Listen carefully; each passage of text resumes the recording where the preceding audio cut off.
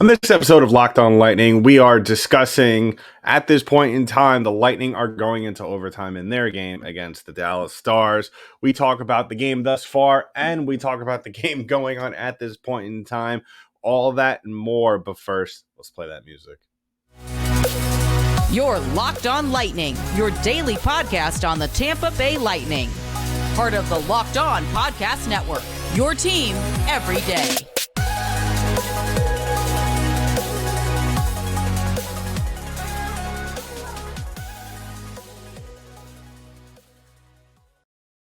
And welcome to another episode of Locked On Lightning, part of the Locked On Podcast Network. I'm your host, Adam Danker. I just want to thank all of you for making us your first listen of the day.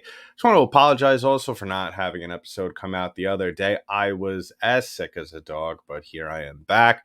Still a little bit underneath the weather, but we got to push, we got to persevere. And that's what the Lightning have to do in this game. We are currently in the intermission going into overtime. 3-on-3. The Lightning are all tied up with the Dallas Stars 4-4, and I'm shocked. I am actually shocked that the Lightning blew this game.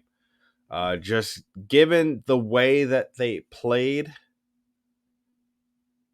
in the early stages of this game, I'm shocked. I think for the first time in a while, when Tampa isn't having things going their way, I think that,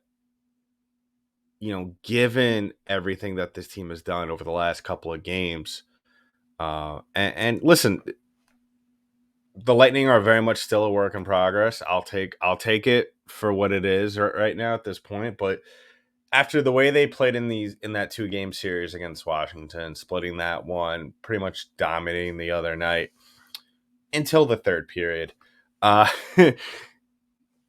until the third period of the Capitals game, and then very much in the early stages of this game, I thought I didn't really have much of an issue with the way Tampa played. And listen, let's give Dallas the credit where credit is due, and on the other side of that, let's give Tampa credit where credit is due, because when you're really looking at it, you're looking at one team in the Dallas Stars who are right now one of the best teams in the National Hockey League, with one of the best goalies right now in Jake Oettinger, who, by the way, was one of my favorites going into the season.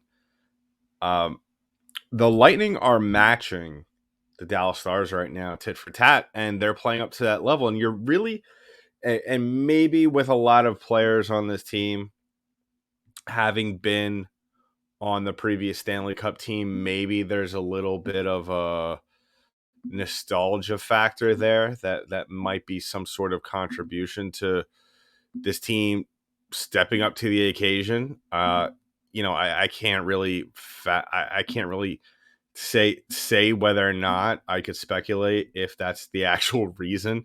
I can't imagine though that Ross Colton or Ross Colton wasn't on that team. Steven Stamkos, Victor Hedman, Nikita Kucherov, those guys, Andre Vasilevsky, are really looking at this game, and they're kind of, saying to themselves, let's recapture some of that magic from the bubble. I don't think that's the reasoning there. But, it doesn't hurt to really think about that. I mean, there's been a ton of coverage tonight on this game, really flashbacks to the Stanley Cup back in the bubble, which was, I think, one of the craziest Stanley Cups, obviously, and the most hardest fought Stanley Cups in recent memory. But yeah, the Lightning started off on a good note in this game. Ross Colton got his 4th goal of the game relatively early on in this one, and you could kind of sense, and I've spoken about on every episode thus far, pretty much after every Lightning win, the main factor is, or really the main variable, or the main take, to take from every Lightning win is, yeah, this was a great win, but can Tampa replicate this? Can they go out in the next game and execute in the way that they did previously?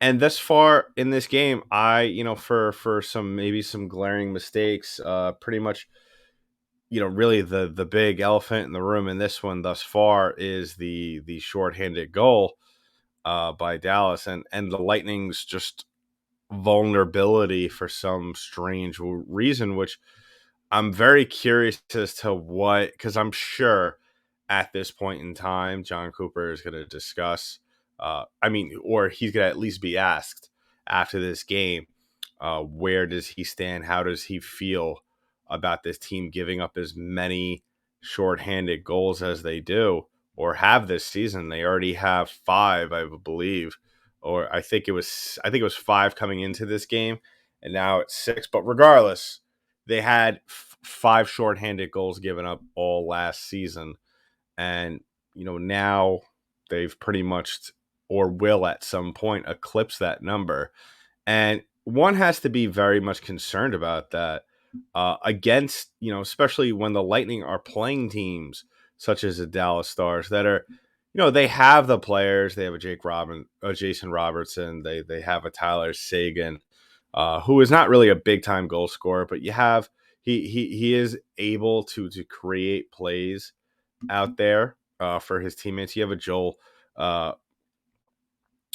excuse me, a Joe Pavelski. I couldn't think of his name for a minute.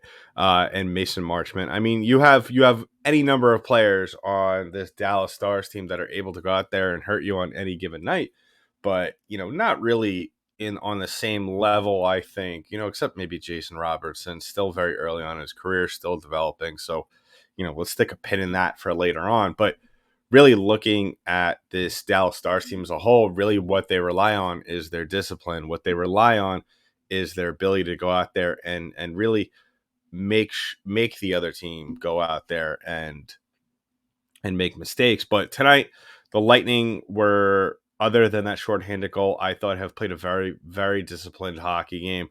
Only went on the power play twice tonight.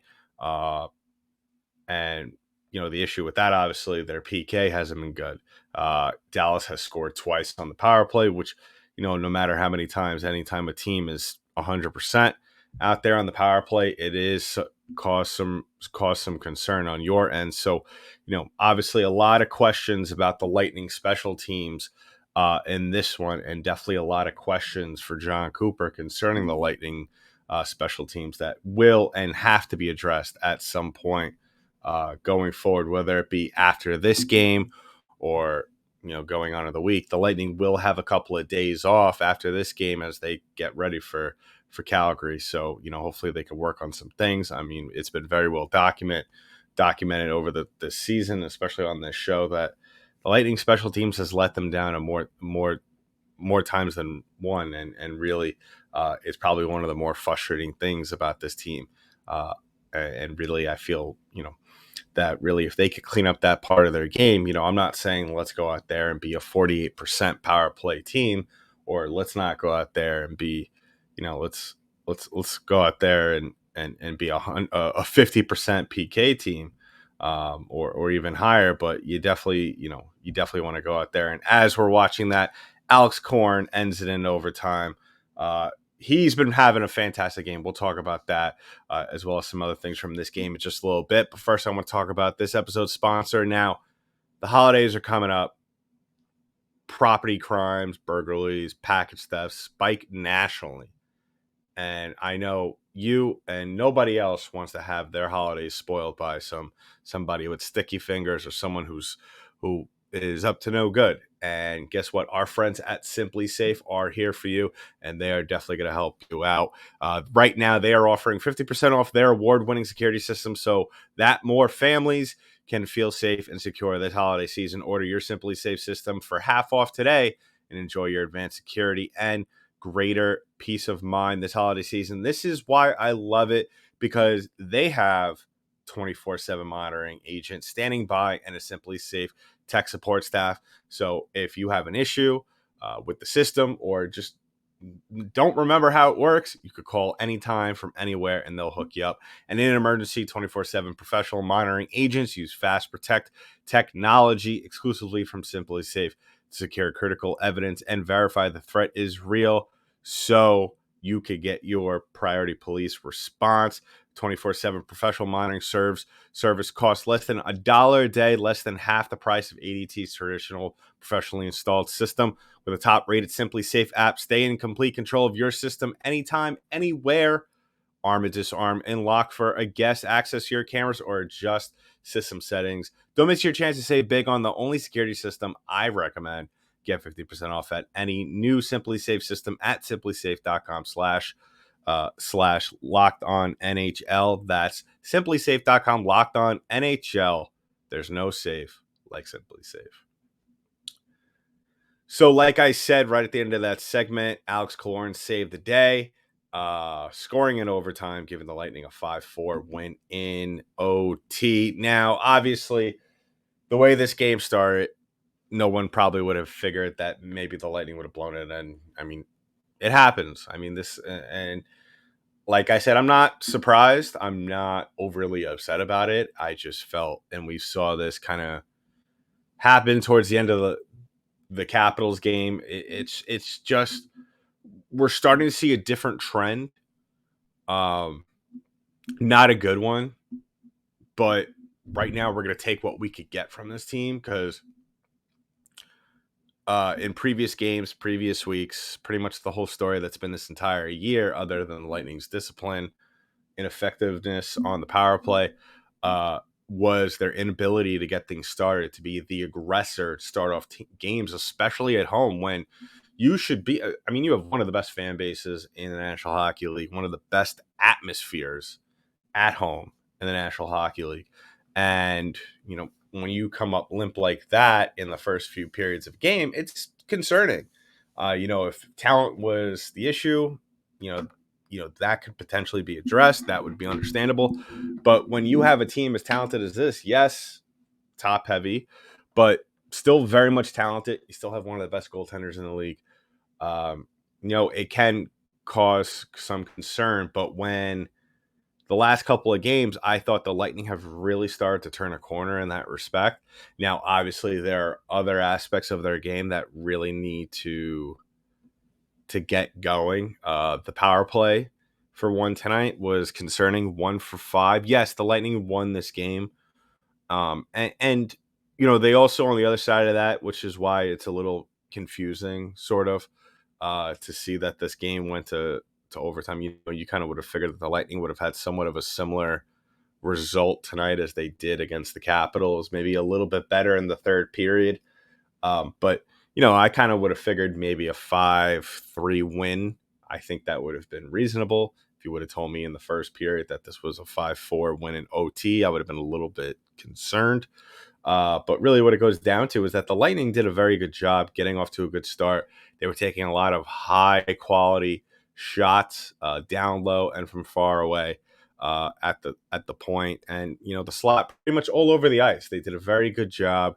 And there was a lot of unlucky bounces here and there, a little bit of lucky deflections here and there as well.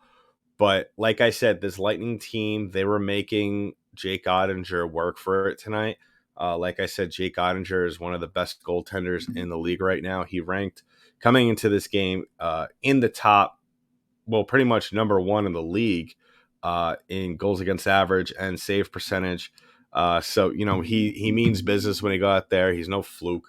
I said it last year in the playoffs that his performance was going to somewhat catapult him into the conversation for top 5 in the league, and he's definitely proving me and definitely some other people who felt the same out there right. So the Lightning need to come out. They needed to challenge him early on, and a large part of that had to do with a lot of guys flying around there, a lot of guys being aggressive. And one player that I really liked who was really being aggressive out there was Vladislav Mestikov. He only had 1 point tonight. He assisted on the Colton goal. But if you look back at the tape, if you rewatch the game, Mestikov was everywhere. It kind of reminded me of Perbix about a couple of weeks ago, where it seemed as though, Perbix, different positions, yes, but, same effect to a certain extent for both players, where they were pretty much everywhere. They were involved almost in every play that happened, every sequence that happened when they were on the ice. And, you kind of figured, with Nemestikov tonight that he was going to be able to put one in the back of the net. That wasn't the case, but I would imagine if he could continue to bring this kind of level of play going forward, we'll be talking about him getting in the goal column. Nick Paul, I just wanted to throw a shout out for him as well, because Nick Paul, fantastic goal on the power play earlier tonight, to give the Lightning the lead at that point in time, which was a big goal early on in the second period. And that's where, like I said, I guess the word of the day is surprised, because the first time, I think this is the first time I could say it all year, where I felt like the Lightning did something bad and I was surprised. Right?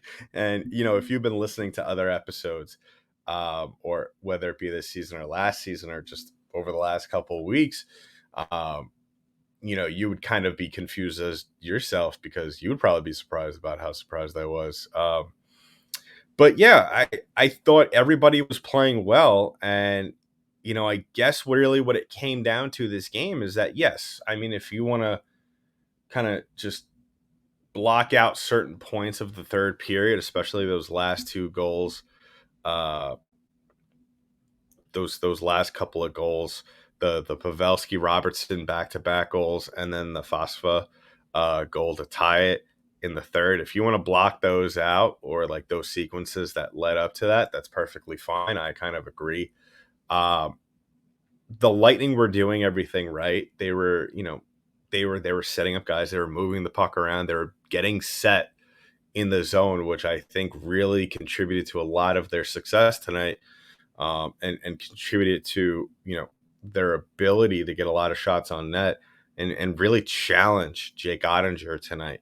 You kind of saw.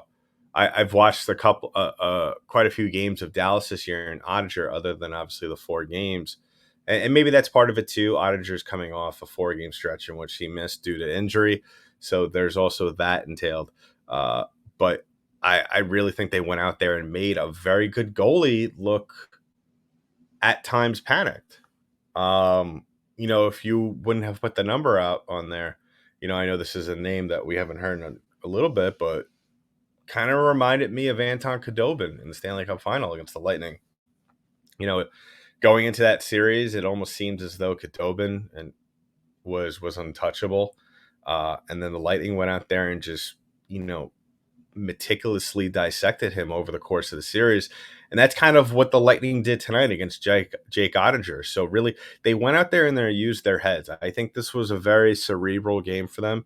And I think they were very meticulous. And I think that they were very thoughtful about the way they chose to attack tonight. And I really think that's what really came down, and really what was the breaking point for this team, and really allowed them to keep up with Dallas. Because like I said, Dallas at some point, or at least I tried to allude to, was that at one point during this game, that second period, you kind of saw a reawakening from the Stars. And if we've seen anything in the past, the Lightning have trouble with those kind of sequences. The Lightning sometimes, and for whatever reason, when they're going out there, they're imposing their will. The other team will just gain a ton of momentum, whether it be off scoring a goal or a power play or wherever the case may be. And then the Lightning will basically be trying to tread water for the duration or the rest of that period, or that power play. So, I have to say the Lightning did a very good job. I thought they responded well when Brian Elliott had that little bit of a scare, and I'm glad to see that nothing really major happened from that. He was able to stay in the game. He made quite a few good saves after that as well. If you don't know what I'm talking about, there was an incident. I don't remember what player on Dallas it was, and there was a little bit of a skirmish afterwards, and I think the players realized it obviously, no player is going to go out there and intentionally hit another player in the face, let alone a goalie with their stick. It was just a weird fluke play, not really in front of the net. It was kind of on the side of the net, almost towards the back. Players were fighting for the puck. Stick went up right into Elliott's eye, which was crazy. He's got the mass, so what are the chances?